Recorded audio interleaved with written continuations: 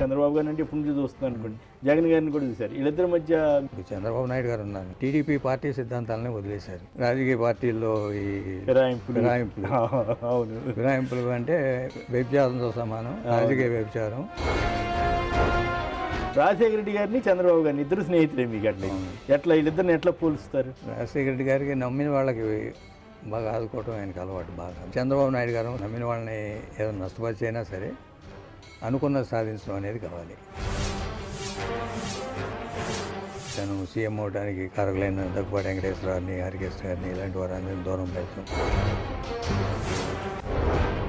చిరంజీవి గారి రోల్ మీద మీరు ఏమంటారు? చిరంజీవి గారు రాజకీయాల్లో రావటం కానీ ఒక కులం మీద ఫోకస్ చేసుకొని వెళ్ళాడు, అది కరెక్ట్ కాదు.